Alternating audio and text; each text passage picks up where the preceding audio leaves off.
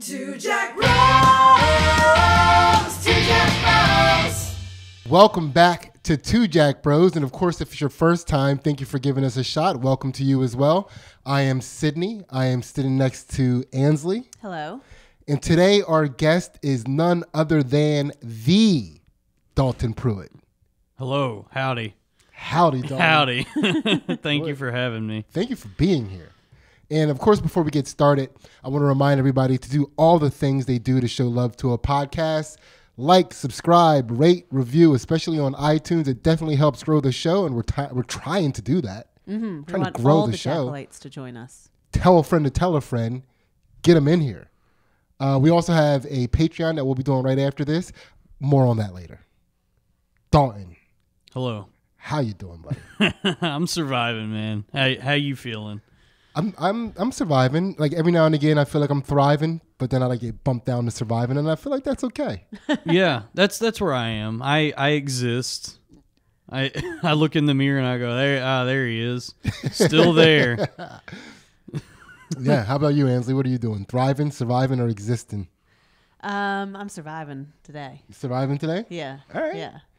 I think I was thriving, and then I got bumped last night. Yeah. Yeah.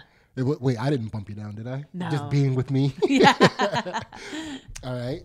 So, Dalton, do you know what we do on this podcast? I don't know. Yes. What do you do on this show? I'll tell you, me and Dalton have chatted for a couple minutes, and I'm pretty excited about today's show. Hell yeah. Hell yeah. Dalton, so basically the premise of this podcast is we're trying to prove that people with dark sense of humor, just like edgy senses of humor, can still reach enlightenment, aka a higher consciousness. So what we do is we take our guests, would be you, through the process of enlightenment by opening up your chakras from the ground up. Okay. So that Ansley and myself, as well as the listening audience, we get to observe and laugh our way to our higher consciousness through you. Okay. Okay. You picked a fine time to do this. Yeah. So before, I'll just let you know, everybody gets the same exact questions. Okay. All right. So, Ansley. Yeah. Start us off. Dalton, what situation or experience did you learn the most information from? Oh man, this is a tough one. I really got to think about this. Yeah, it would be the very recent, actually. I had a mental breakdown, and I'm still learning from that. But yeah, that would be that, and I guess when my dog died as a kid, my beagle that my dad told me went to a farm, and I believed him for a long time until I was an adult and realized, you know what, that dog died. I learned a lot from that. But I guess in December is when it hit.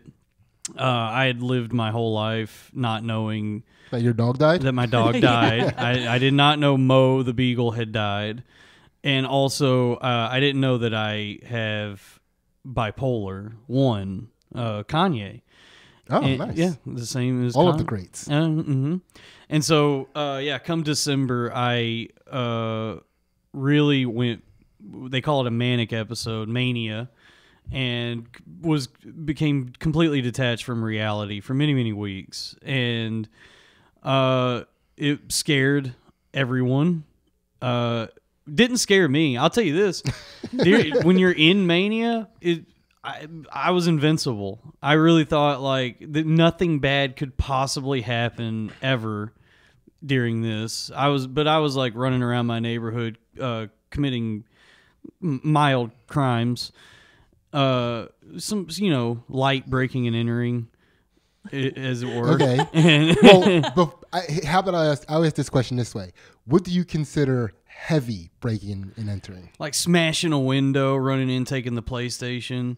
But for me, I had thought that my neighborhood had become part of some production, a la the Truman Show. Oh. Because when you go manic, you start looking for all the connections in the universe and clues and whatever. And so I live in a neighborhood, and I live next to the Kaufman Studios. So I saw that building, and I said, oh, they're doing some fucking weird movie Andy Kaufman shit with the whole neighborhood. And so I thought, like, everywhere I went was part of it. And I just was like, if I saw a door open, like if somebody was in there doing construction or cleaning up, I would just walk in. I was like walking in, going into basements, rummaging through trash, like, there's no clues here. And then this is a dead end. The leads are weak on this one. Oh, just another scared family. Yeah, and yeah. I'm sure there were like tons of families who just saw me like walking around, going, "Who is this guy?" And I would just be like saying to myself, like, "Ha, nothing here," and just walk away. And so, along with that, impulsively tweeting every insane conspiracy theory that I had. By the way, shout out to tweetdelete.net. I was able to scrub everything with that one website. All the tweets are gone. So hopefully people will forget about. They won't. They'll never forget when I said Norm Macdonald faked his death and Shelley Miscavige was on a boat talking to Kamala Harris, and Kamala Harris was fucking Bob Iger. There was just. I only know two of the people you just mentioned. Bob Iger's is the former CEO of Disney. I had convinced myself that they were having an affair and that Disney was somehow manipulating global politics because of that. That old chestnut? That old chestnut, yeah. But the thing, talking about like learning from it is in the mania, I could not accept that there was anything wrong with me. And I had a lot of people trying to help. Like I had people reaching out and telling me, I think you're sick. And I'd be like, fuck you. You don't know what sick is. And I was so fucking mad. And then I had my dad actually flew up here because he thought I was going to get killed. And so it was like my dad and some friends made it to where I had to go, the cops got called on me. So I had to go to an inpatient facility in Westchester all through Christmas. And during this whole time, through the mania, even coming out of it, it was hard for me to accept that there was anything wrong with me. And then like once I finally came back to Earth, I just got hit with this wave of guilt and shame and depression. And I think what I learned is that people do care about me, and I pushed them away. And it's been an exercise in empathy and kindness because I've still been so angry and bitter because of the things I lost during that episode. I had people make decisions about the show I was doing and all this other stuff, not for any other reason than I was like unfit to work with, and they didn't know if I would ever come out of it. And coming out of it, I've learned a lot about just trust and kindness, empathy, compassion. People showed me compassion, and I turned them away during that whole episode. And I don't know if it's my fault because that's the illness, but it is something I have to be aware of moving forward, that if people are like reaching out to me in any way regarding like a perceived mental health thing, I should probably listen to them instead of telling them to go fuck themselves. I mean, would Kanye do that? Kanye would not do that because he quit taking the lithium. That's the thing. Is they took me off Lexapro. I was on way too high a dose, and they put me on lithium, and now I'm not manic. I'm just just kind of sad. Okay. So Ansley, did you have any questions? Had you struggled with depression? You'd been on medicine for that growing like up until this point? No, I prior to moving to New York, I had seen a psychiatrist in Fort Worth where I was living, and she put me on this like cocktail of medication. It was like Prozac, Lamictal, Latuda, and I got up here and I was taking it, and it was just making me feel like shit. So I stopped taking it, and then I was fine for a while. But then when the pandemic hit, I just like a lot of people, I got really depressed, and so I found a psychiatrist over Zoom, and I don't know if y'all have ever talked to a psychiatrist, but they suck. For the most part, I don't really understand mental health care because you got the psychiatrist and you got the therapist. The therapist will talk to you, but they don't give you any medication. And then the psychiatrist is the one who determines what medication you should take, but they only talk to you for like 15 minutes. And they go, crazy. all right, so based on this conversation, I think you should take this. And so I talked to her and she said, wow, you sound really depressed. Normally, the highest dose of Lexapro I would give someone is 20, but you seem like really sad, so I'm gonna put you on 25 milligrams. Yeah.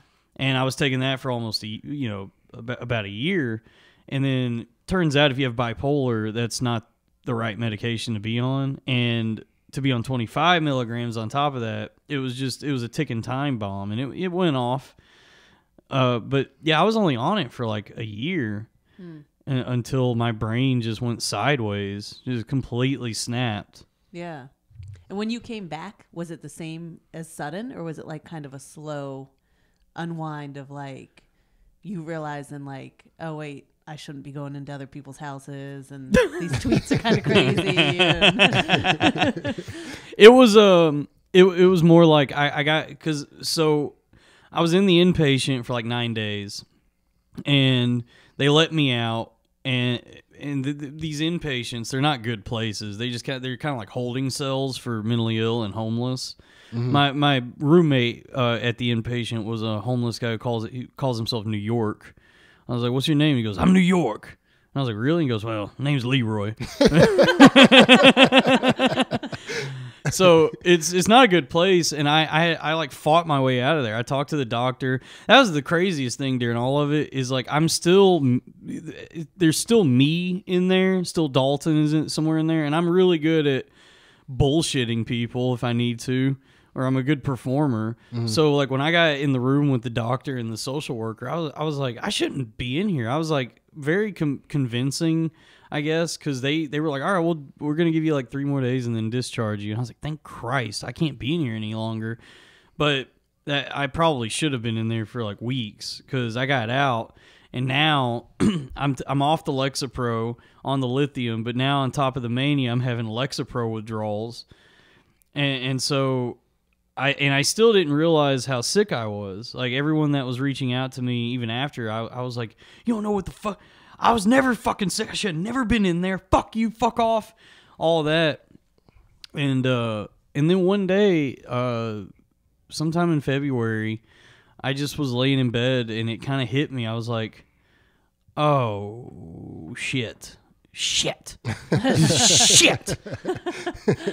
And, I've been doing what I can since then to make amends. I still have been dealing with like emotional stuff. I've been very angry and bitter towards people because it's all been confusing, and I'm at a place now where I don't want to be. Well, I don't want to be angry, and if I keep showing anger toward people or showing it publicly at all, that's just it keeps pushing people further and further away. So, the lesson here is that. No matter, even in the worst moments, it's important to be nice. Yeah. Well, so I got 2 ridiculous questions. Yes. One, was there ever a time where you were doing this light breaking and entering, that you were in somebody else's house and you start sending a tweet? No, I didn't do that. No, it was 2 worlds. It was like when I was in my apartment, it was like in my mind, boots on the ground journalism. Like I would be like, just all this crazy shit, tagging people, probably pissing them off. Yeah. And then I would go outside, and that was like detective work. I was like, put the phone away, and then really go investigate what's happening.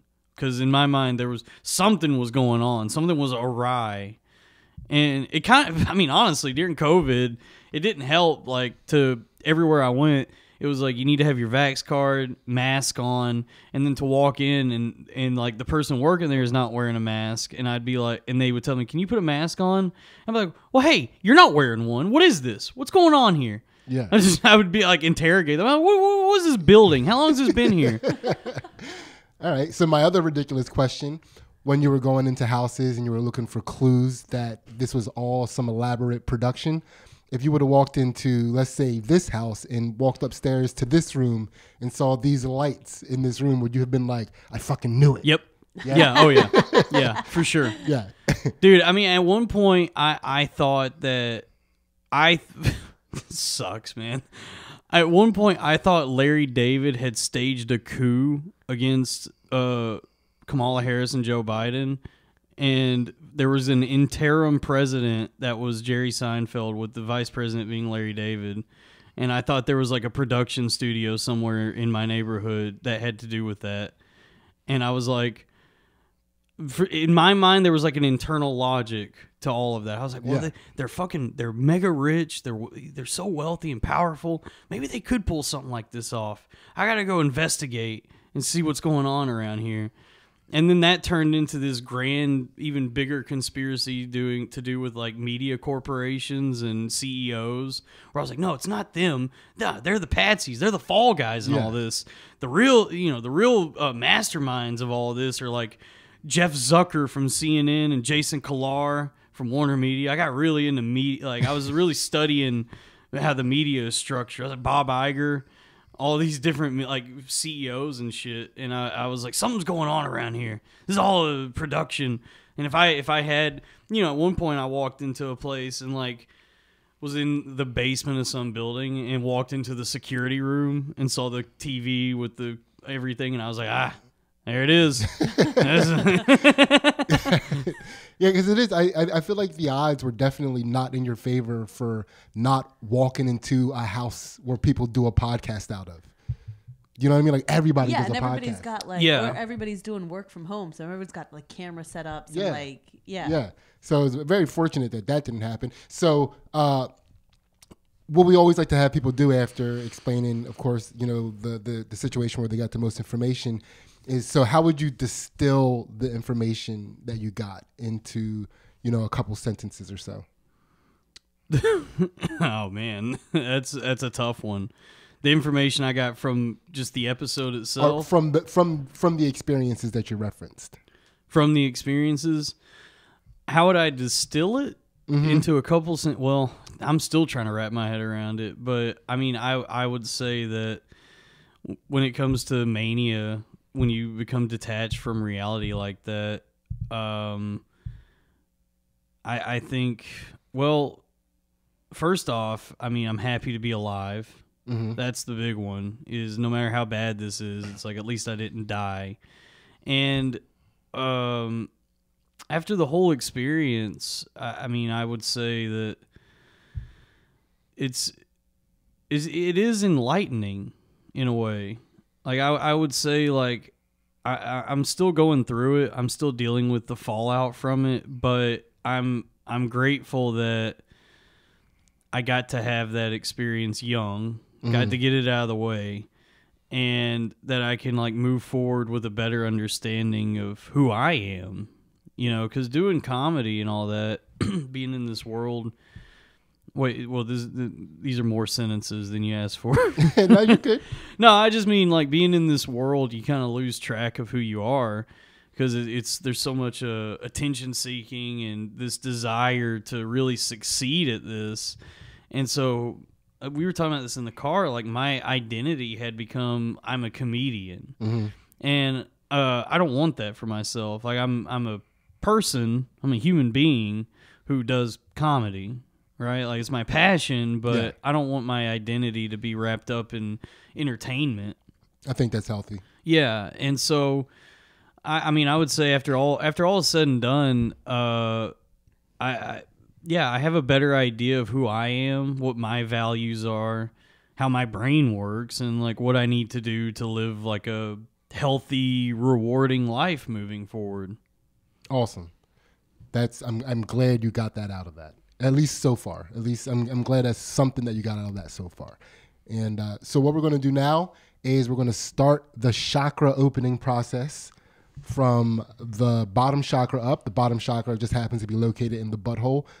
Are you okay with that? Mm-hmm. All right. Ansley, open this man's butthole, please. All right. Dalton, how did you learn to overcome fear? Dune.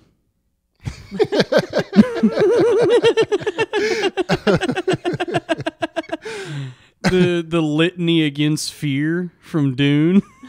There's what, the book Dune? Yeah. Okay. Have you heard the? Here, let me. I gotta pull it up. Let me see. What's the litany against fear? I mean, besides that, just a lifetime of trauma and grief and loss have really toughened me up. And then the mania. I mean, what do I have to be afraid of now? I've gone through the worst of it. But let's see. What is the litany against fear? I must not fear. Fear is the mind killer. Fear is the little death that brings total obliteration. I will face my fear. I will permit it to pass over me and through me. And when it has gone past, I will turn the inner eye to see its path. Where the fear is gone, there will be nothing. Only I will remain. Whoa, now when you say shit like that, Dalton. No. What is the book Dune? Should I be familiar with this? Well, it's the literary version of the movie Dune. Yes, Okay. it's the novelization of Denis Villeneuve's Dune. It's a like a speculative sci-fi fiction novel from like the 60s, written by this guy Frank Herbert. I got really into it around the time of Skankfest, and I was running around on mushrooms saying, "I'm the Muad'Dib of Skankfest," because that's what the main character as the Messiah figure is, the Muad'Dib. Okay. But it's really just it's like a take on like the messianic tale, like a twist on kind of what Christ was, but in the future on another planet. Okay. So can you can you remember a time when you were the most scared? The most scared? Mm-hmm. I mean, everything's so fresh with this what I went through. I mean, I've been just petrified lately because of all this. Like, now would be the time. But I mean, other than that, I mean, there was a time in college when I overdosed, and like when I came out of it, I was like having this like anxiety problem where I kept thinking, oh, what if I actually did die and now I'm just in hell, or this is a parallel Earth or something. Like or just playing all the scenarios of having to think of my parents going to my funeral, and I was terrified for weeks because just going through like these traumatic events like that, like ODing or getting blackout drunk. That happened to me a lot. Like one time I blacked out when I came to. I was like walking down the highway. I had no idea how I got there, but like, those would be the moments where I'm most scared, when I just completely lose control of myself, when I have my faculties are gone. And that's how it was. Like with the mania, I was never scared. I was euphoric. I felt like I was invincible. I was like, I have superpowers, or I'm like connected to the universe. And then like coming out of it and seeing what I had done to myself and my friends, that is scary. It's scary to realize that my brain can do that to me. Yes. And so that is like, this is the most terrifying thing that's ever happened to me. Okay. And are you overcoming that fear currently, or do you feel like that fear is overcoming you currently? I'm working on it, it's a chemical thing. Mm-hmm. So like with bipolar 1 and coming out of a manic episode, I don't know how much of it is like my own thought process or how much of it is just recovering, physically. And so I'm doing what I can. I wake up every day and I go, well, I'm alive. That's step 1. Yeah. Be alive. The first step to overcoming fear, folks, is be alive. and then I just take, I take it day by day. I go, with time, I'll get better and figure this out. Okay. I consider that a fear chakra unlocked. Yeah. Yeah? Yeah. Hell yeah. Ansley, move us along. All right, Dalton, this next segment is a section we like to call My Bad. It's a chance for you to apologize to a person, place, or thing in the universe in order to set your karma back to 0. Well, how much time you got? Well, first off, I'd like to apologize to Robbie Goodwin and Joe Gorman. Sorry for losing my mind and being angry with both of you for what happened. I apologize to my friend Matt Marin. He actually was a dear friend during all that, and I mostly screamed at him and fought him every step of the way. I apologize to my parents. Said a lot of ugly things to my parents during that time. We're cool now, but hey, publicly now, I'm on a podcast. Sorry. Have you found that people are more forgiving than you had expected, or more like? I don't know if that's a question I want to ask, but like, did it surprise you, like the people that are still by your side after all that? I mean, I don't know who's by my side right now. It's an isolating experience, and I think a lot of people are still unsure if I'm well. Yeah. And I'm not, like, to be honest, I'm not like completely well yet. Like, I'm not all the way better, but I'm not manic. Yeah. And, you know, I think for the most part, people do understand, especially in comedy.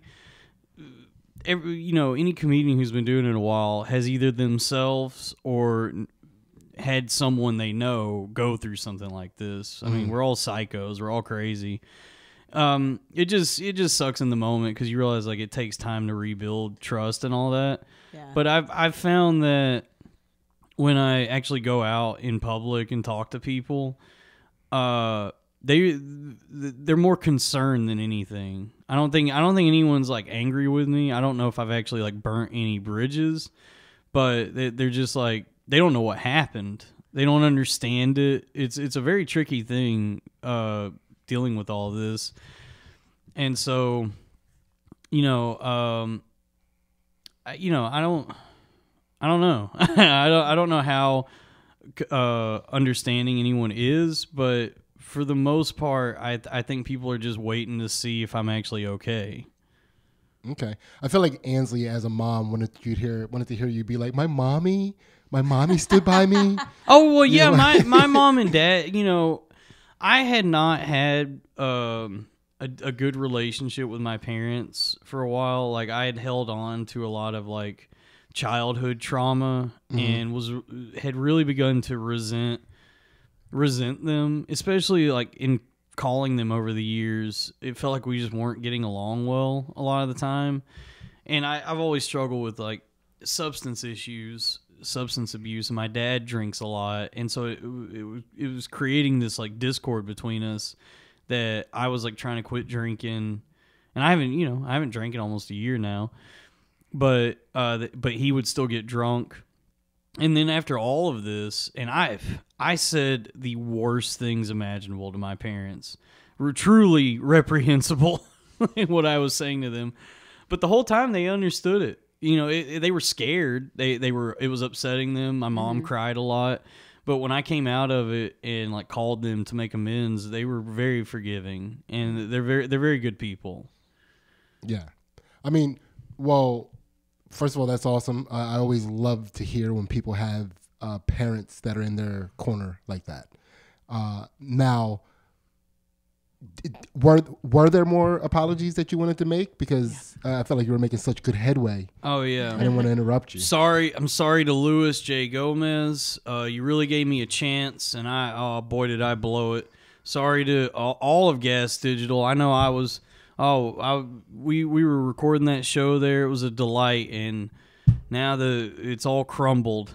Who else am I sorry to? Sorry to the fans. People who like me. You saw me really crash and burn there. I don't. Sorry. My friend. I don't know if you know her, but my friend Cassie. Sorry, Cassie. I was a cunt to you. I think I called her a cunt during the. I think I actually just called her. I was literally a cunt to you. Yeah, I was. I was literally a cunt to you, and I'm sorry I treated you poorly. Sorry to the Jewish doctor that I called a slur and told to go back to Israel. First of all, if you're a doctor, you should be able to handle all slurs. He actually he did handle it well. Like, I called him what you probably think I called him. The N-word. The N-word. A Jewish N-word. The Jewish N-word. And he just was like, he just said, well, you're definitely a comedian. I think that's the way doctors tell you that was kind of funny. Yeah. Well, you know, the other funny thing is I still had boundaries during all that, because I was like, I told myself, I was like, I know he can handle being called a slur. But then the security guys were all black, and I was like screaming at them, and one of them said, I know what you want to call me. And I said, I bet you do, but I can't say it. And the doctor was like, yep, definitely a comedian.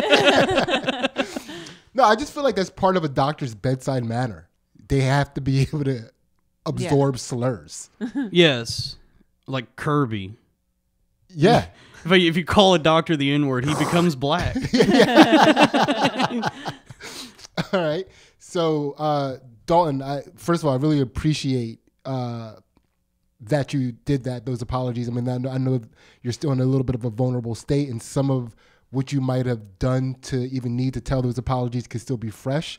And I just appreciate your candor. Oh, thank you. Absolutely. And did you have, I mean, we can consider that a pelvis chakra unlocked, unless you have anything more you wanted to say on that. I think that covers it. I think those are the apologies. I'm sure I'll end up apologizing more as I go on in life. Yeah. I would also like to congratulate you on setting the record for apologies on this show. Yeah. Yeah. And Ansley, move us along. All right. We are now to your gut chakra. Dalton, how do you overcome disappointment? How do I overcome disappointment? And move through disappointment? Dune. What's the litany of disappointment? The litany, yeah, call your mother. That was what I was saying when I was manic to everybody. I was like, call your mom. I don't know why I kept saying that to everyone. I guess I needed to call my mom. But getting through disappointment, I mean, the way I look at it is I'm very disappointed right now. I have been stripped bare and brought back down to 0 or less than 0 even. But the way I think of it is, as bad as things seem in this life, no matter how disappointed you are, I've lived a pretty privileged, blessed life. You know, I got parents that care about me. I got to grow up with close friends, and I got to come out to New York to really pursue my dreams. And I think the main thing is none of this, none of the things that I think are disappointing are really that important. I lost a lot of favor in the comedy community during all this, lost the Patreon, trying to rebuild things, but none of that shit really matters if your health isn't there. If you're not, like I said earlier, be alive. If you're not alive, it doesn't matter. So, I mean, the way I look at it is, as long as I can plant my feet on the ground each day and keep trucking forward, I can move through disappointment. You know, I've had plenty of ups and downs. I'm not even 30 yet, and I've crashed and burned a few times. And it's always just well, I mean, I've been here before, so time to try again. Try, fail, try again. That's why I keep telling myself. What is it Winston Churchill said? The only option you have when you're in hell is to move through it. Mm-hmm. So maybe that's how I get through disappointment is quotes. Inspirational quotes. And he's a basic bitch. He's just Starbucks, Uggs, and quotes. Oh, dude. Dude, I love quotes. Have been really carrying me through all of this. I just find good quotes, and I'm like, all right, I'm going to be okay. That's a good quote. Now, can you think of a time when you've been the most disappointed in yourself? And it could very well be from this time period that you're experiencing now. But I always like to find out, were you ever part of sports as a child, or theater productions, or did you have any good disappointments there? Well, I was in marching band, and I think it was my freshman year. So it was my first year doing marching band. I was so bad at marching with a trumpet that they said, "Hey, for your first year here, let's not even have you march with the instrument. We're gonna put you out on the back with a flag, and then this one part in the song, you'll just come out and twirl the flag, and then go back." And that really hurt. I was like, well, I'm not in the color guard. I didn't want to be the flag person. And even then I was like, I would like more to do. So that was disappointing. But then, sophomore year, I was on the field trumpet, second part, Nice. baby. Hell yeah. Did they bring you out with the flag during the trumpet solos? I think it was like this number we were playing that was supposed to be based on the seasons. Okay. And so there was just one part. We would just stand there with the flag, the whole piece. And then there was just like four or five measures during the whole thing where we would just come out and go, woo! And then just go back and just stand there. Yeah. Were the other people with flags people that wanted to play instruments too? But Yeah. It was like the deadbeats, the second string marching band. You were on JV marching I was band? a JV marching band, yeah. Yeah. And then, the other big disappointments would be any time I blacked out and like really made an ass of myself, that pushed people away every time. Mm-hmm. Because I would never know what I had done, and then I wake up and find out, and I got kicked out of a fraternity that way. Mm. I remember when I was a freshman in college, I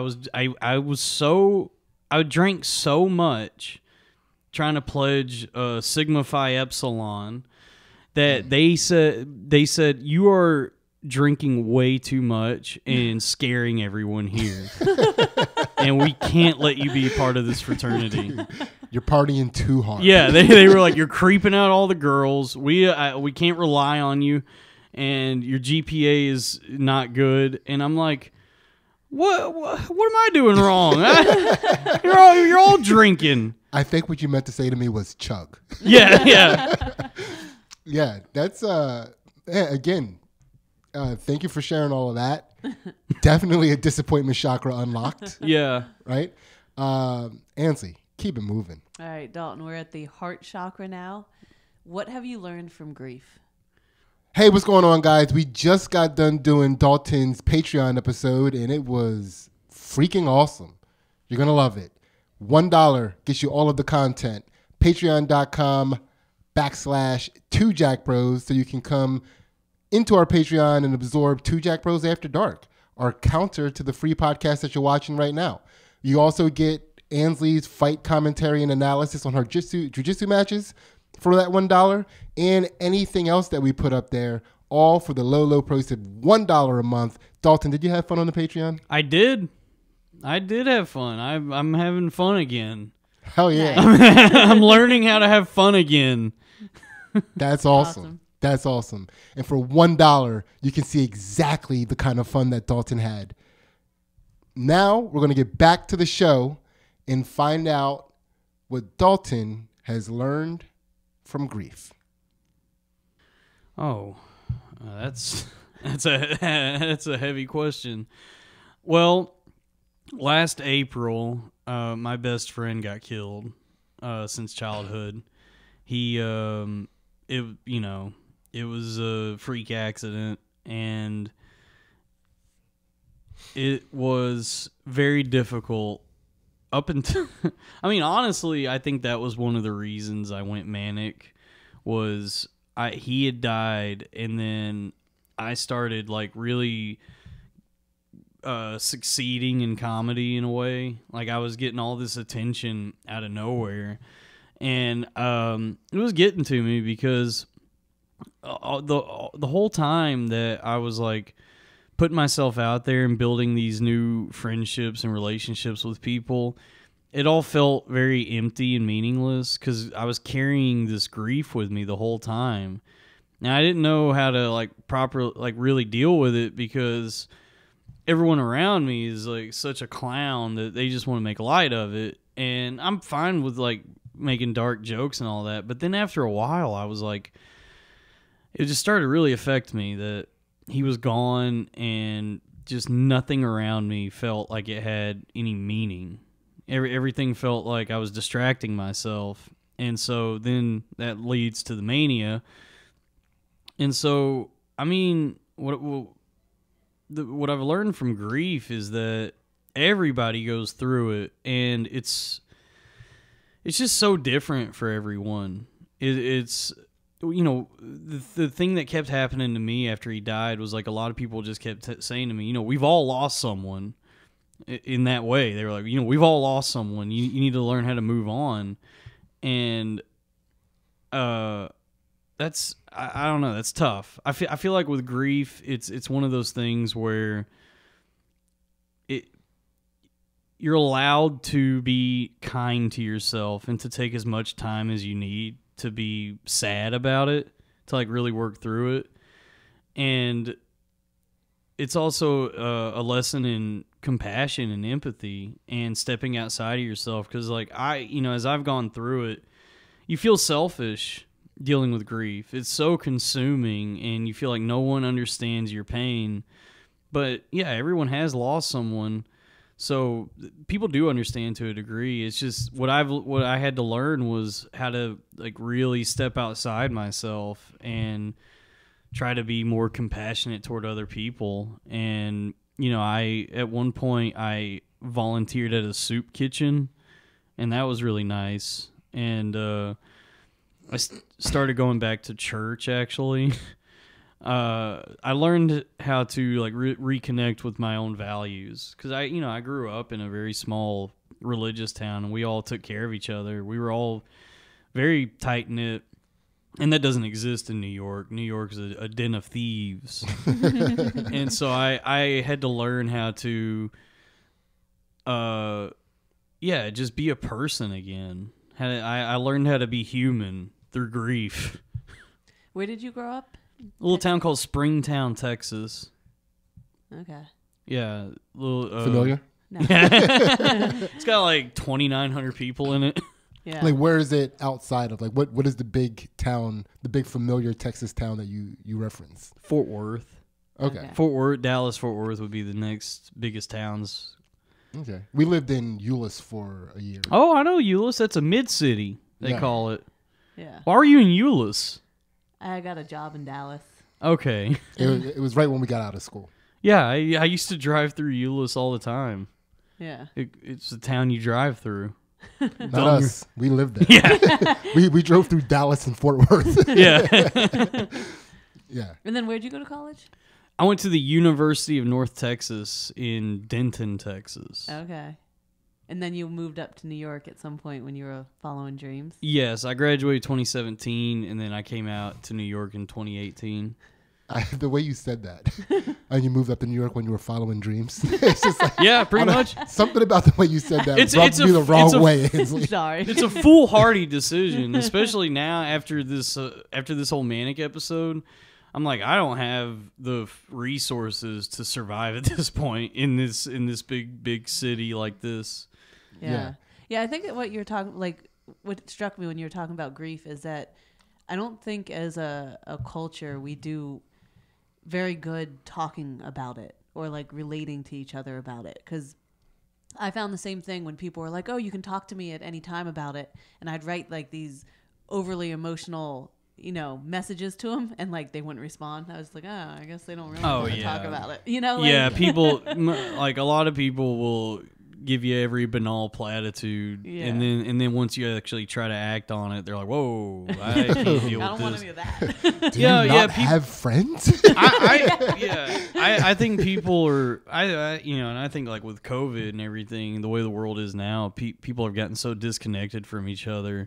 It's so hard to talk about these things now with other people because everyone's fucked up right now. Mm-hmm. And yeah, grief, whether it's grief or mental illness or any of that, those very difficult conversations to have with people. Mm-hmm. You good? I'm good. You good? I'm good. Again, thank you for sharing all of that.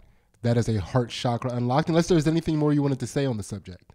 I think that covers it. Awesome. Heart chakra unlocked. Ansley, keep us moving. Dalton, now we're in the throat chakra. What is a favorite lie that you have told, and you get extra karmic points if it's still in rotation?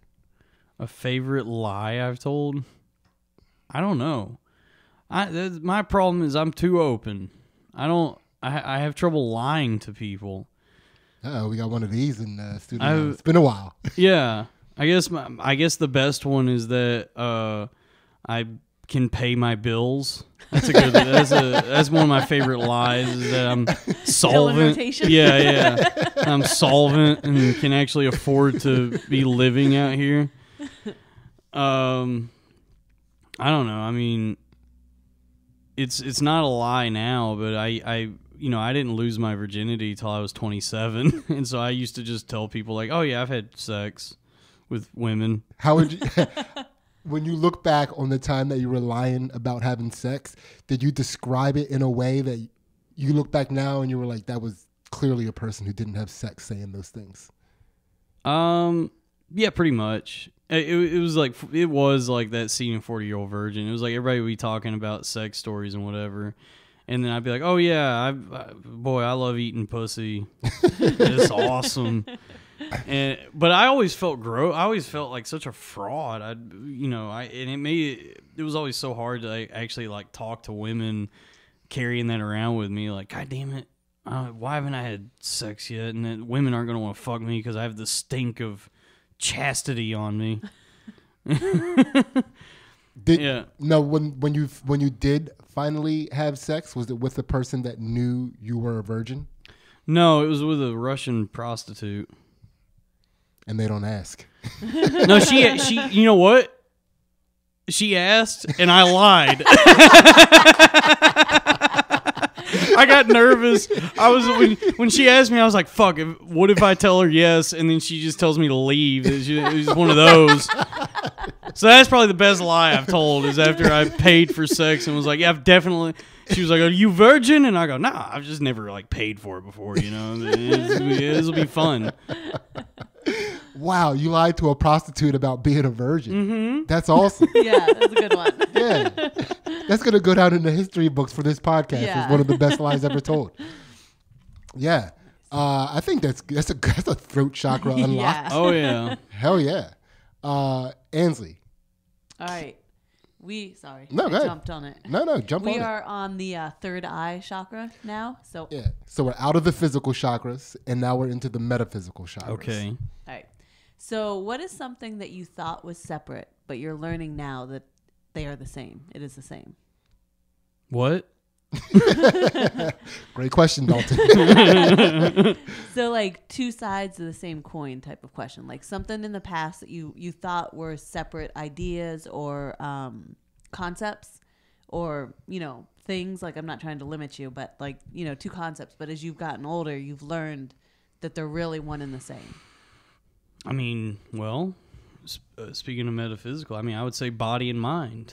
Your mind is way more powerful and tuned into the rest of your body than you realize. And I've learned that with the mania because, like, coming out of it, well, during the mania, I was having full on like physical reactions to like whatever was happening in my brain was affecting my whole body. Like my heartbeat was fucked up and I was having like auditory hallucinations and it felt like I was having a stroke. And then, but even now that I'm like more stable, I have like all this, guilt and depression from it, worry, anxiety, and I can feel it in my whole body. Like I can feel it affecting the rest of my body. Like it's just like this intense, I don't even know how to describe it, but it, like I have to really like focus on like my breathing and my own thought patterns and like really try and shift the way I think because my mind is having like a crazy effect on the rest of my body. Mm-hmm. Yeah. Now, have you ever considered, or rather, let me ask it this way: how much have you considered working that equation from the opposite direction? And what I mean by that is like doing something good for your body so that your mind feels better. Yeah, that, you know what? That's a good point. Like diet, exercise, all of it. Yeah, body and mind are connected. And I was I got really into drugs this last year, pot, mushrooms, acid, and on top of that, just never kept a healthy diet. And it caused not just my body, but my brain to deteriorate, just constantly punishing it in that way. And so now I am more mindful about what I put in my body and what I do with my body, because I got to I got to make sure that I'm physically healthy and that my brain doesn't start telling me all the secrets of the universe again, or, lying to me about them. Yeah. Yeah. Now, do you have a routine that you're putting your body through to ensure that stays consistent? Oh, yeah. So, no. No, I'm trying. Did you almost lie to us? I almost did. I'm starting to because to coming down from that episode, I just couldn't get out of bed for like a month, and I still have trouble really doing things. But something I really focus on is eating kind of well. I try not to overeat, and I try to make sure that I eat greens and stuff like that, get healthy food, smoothies. And a big one is water. I make sure I drink a lot of water, and good water too. You got to make sure you get the minerals in the water. Like this right here, this is you see that pure water? That's just tap water right there. Aquafina, that's just purified tap water. But you go out and you get you a bottle of Saratoga or perhaps a Gerolsteiner, and it's rife with mineral content, and those are good for you. You want to know something? They put me on. Hold on. Shout out to our sponsor, Aquafina. Sorry about what he just said. Sorry.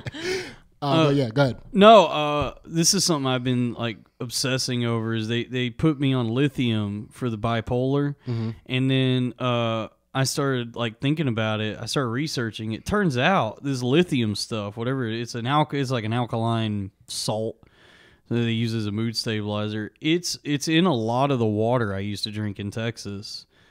There's I don't know how much. I'm not saying hey, if you're bipolar, stop, just drink water. Don't take the medicine. Yeah. Yeah. No. But when I was living in Texas, I would drink it all the time. Whether it was we had a Mineral Wells, Texas was close where I live. They make a water called Crazy Water. This is an apt name for the water, and that had a high lithium content. And then there's all these, Gerolsteiner I just mentioned has it. So it's those minerals in the water are actually they make a world of difference when it comes to water. It's pretty interesting. Are there any side effects to lithium that happens to make Texans Texans? No, I don't know. I don't think so. I think the only side effect to lithium would be renal failure. If you Wait, hold on one second. Ansley, what's renal? It's your butthole. Yeah? No, it's it's anal. That's anal. No, it's like kidneys. Yeah, that's one of the things they got to monitor if you're taking lithium is it can affect your kidneys. But I mean, no, the water in Texas is, I think it's just nutritious. So it keeps it's nutritious water, and people don't want to leave. Texans don't want to leave Texas because you got the wide open spaces and you got good water. You got Lone Star beer. I don't know. All right. They do say, the thing with Mineral Wells, that the town Mineral Wells where Crazy Water is made, there was a woman in the 1800s who had dementia, and she would drink out of this well in Mineral Wells, and it come to find out that when they started looking into the water there, it had all this lithium in it, and so it was they suspect that that well was one of the things that was keeping her from really going off the deep end. It's pretty. Mineral Wells, Texas. Mm-hmm. Do you happen to know the lady's name? No. I think her name Minerva Wells. All right. Well, that is definitely a third eye chakra unlocked. I love that answer, body and mind. I think that's the first time we got that answer. I think so. I like it too. Yeah, I like that answer. I mean, but of course, would have to have somebody who had Dalton's experience to even know how true that is. Yeah. Right. And Ansley, move us along. Final question. This is your crown chakra. It's a 2-part question. First part. Please name one thing that you can't give up and why. And the second part is, what would giving it up mean? Oh, that's a good question. Well, I thought they were all good questions, but okay. They're all good. They're all good questions. No, one thing I can't give up. I really struggle with because I had to give up drugs after the mania, unfortunately. So I guess I can give that up. But the other one would be pornography. That's a tough one. Like, I know I should stop watching it. Oh, I thought you were making it. You're I'm dressed like a porn director right now. Yeah. No, yeah, I can't give up pornography, but I'm gonna have to because, where are you gonna find kids these days? It took a second for Ansley to get that joke. Yeah. She was like, "Wait, are kids making the pornography? Are they watching it?" Yeah, with I need you, stage hands. Yeah. I need a grip and a PA. Now, how crazy would that have been when you were light breaking and entering? Like you stumbled upon some weird child porn ring. Oh, dude, that was one of the thoughts I had. I was also like True Detective season 1. I was like, I'm trying to find Carcosa. I was like, I'm about to really blow the lid off of some deep conspiracy that I don't know. Like that was seriously, it's all very scary what happened. But yeah, I mean, it's porn's a tough one because it's so you got it in your pocket now, not just your penis, but the phone. you could use the phone to watch porn, and it's so accessible. And nowadays everybody's sucking and fucking too much. I'd say and it's consuming people's lives, and I find that there's really no value in it other than like temporary relief from some sort of worry or stress. So I can assure you that it's been one of my few comforts coming out of the mania is just being like, well, if no one will actually fuck me because I'm crazy, I guess I could watch other people have sex. And but it's one of the... It's not terrible logic. It's not terrible logic, No, but it's one of those things. I think it's like it can be destructive to your mental state watching all this disgusting porn, slobbering and gaping holes. That's why I don't watch porn, by the way. Gaping buttholes make me very uncomfortable. They should, man. Yeah, when I see a woman with a hole that's like slightly agape, I'm just like, she doesn't want that. Do you know what I mean? Like her choices led her down that path. I don't understand the psychology behind it at all. When you see women in porn doing that to themselves, it's like, all right, well, I mean, I don't know what happened. I don't know how you got to this point where right? you're like, yeah, this is sexy. My ass is, I'm incontinent. I have renal failure. Yeah, I have renal failure Yeah, from all the for pain, sure. all the fucking pain pills I have to take to deal with this. Yeah. Yeah. And so what would giving it up mean for you? What would it mean? It would mean, well, I would retain my seed, which is where your spiritual energy is. The semen is where that's your life force right there. But I think if I gave it up, if I could like actually stop looking at it, it would just mean I could have a healthier relationship with sex and women in general. Same with another one. Same with social media. I gotta especially, after the mania. I got to really figure out how to curb that, how to get off the social media, get off the porn, because, they go hand in hand. Women on Twitter, they're always posting these, Caping buttholes. Caping buttholes. So, yeah, I mean, I guess this would all fall under the umbrella of technology, internet, social media, porn. It's hard to give these comforts up and just be a part of life itself. Now, if we just to compartmentalize this a little bit, like what would giving up social media mean for you?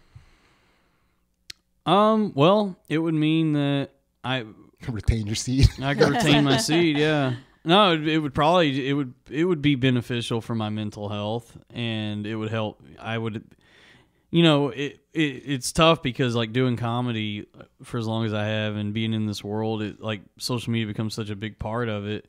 But at this point, after everything that's happened to me, if I gave it up, I could actually just live life and not have to worry about what other people are doing. Because, prior to this, I was on there using it as like a utility, just like promoting things and whatever. But I got nothing to promote now. Everything went away after all this. So I think it would actually be good to step away, to give it up and just be a part of life again. I agree. That sounds awesome. Yeah.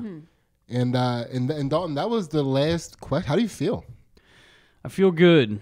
Yeah? Yeah, I mean, it feels good to get back out and talk to people again, do something. I appreciate y'all inviting me into your lovely home here, and really I don't know. It feels I'm glad that you reached out. Like I'm very grateful for this, because what I went through was very traumatizing, and it scared everyone else, scared me, and I'm coming out of it wondering what to do now. And I feel very grateful. Yeah, well, I don't know if you know this, but I have the litany of fear tattooed on my back. So Oh, okay. I fear no man. No Dalton? No Dalton. Yeah. Yeah, no, I mean, I'm glad you came out. I really appreciate that you made the trek down here and you were willing to come on a podcast not knowing exactly what it was going to be, and then finding out what it was going to be and still being so forthcoming. I really appreciate all that, and I'm sure anybody watching or listening feels the same way. Yeah. No, yeah, thank you. It's a story I would like to be able to tell at some point. I'm starting here. Hell yeah. I'm trying to get back out there and actually talk about it. And I don't want to. It's not like I'm trying to like raise awareness for mental health or stuff like that. But I think there's value to actually talking about these things and trying to show people that, hey, you can live even though in spite of this. Mm-hmm. That's and you have time to stick around for the Patreon, right? Yeah. Hell yeah. So we're about to jump on the Patreon now, and I just want to remind you guys that the Patreon is just $1. Gets you all of our exclusive content, not only the counterpart to this podcast, Two Jack Bros, which we call Two Jack Bros After Dark, because as above is below and the Patreon is below. But you also get to see us do the fight commentary and analysis on Ansley's jiu-jitsu matches, as well as some of the stand-up stuff that I put on there with like me and Matt doing, going up after shows and doing a little two-man act that we do, a little two-man improv thing that we do. I didn't really sell that. My bad. But subscribe to the Patreon. $1 gets you all of our content. Dalton, did you have anything that you want to let people know about on our way out? I have nothing now. I've been stripped bare. So I mean, I don't know. Follow me on Twitter. I'm not gonna look at it now. I'm off social media now. Yeah. No, I mean, I'll tell you this, man. I showed a lot of anger and just shittiness toward my former co-host during all that. So just go support their shows. Robbie Goodwin, Mike Figgs have a show called Young Guns that they're recording at Gas Digital. I don't know if they're on the network, but go watch that. And then Joe Gorman, Matt Marin, and Bobby Sheehan have a podcast called Locker Room Talk now. And I don't have anything right now. I'm working on something, maybe. But Well, if everything goes right today, you can follow Dalton on Pornhub. Yeah, but that was really sweet of you to promote the stuff of your former co-hosts. And and I just got a fight on March 26th, sub out domestic violence. So looking to raise money for women to overcome domestic violence. So if you're looking to teach these bitches how to duck. donate, I'm sorry. I'll have stuff up on Instagram and stuff soon. All right. So guys, again, thank you so much for watching and listening. Definitely go out and support the Patreon. But either way, we love you guys. Thank you. Thank you. Two Jack Bros. Two Jack Bros.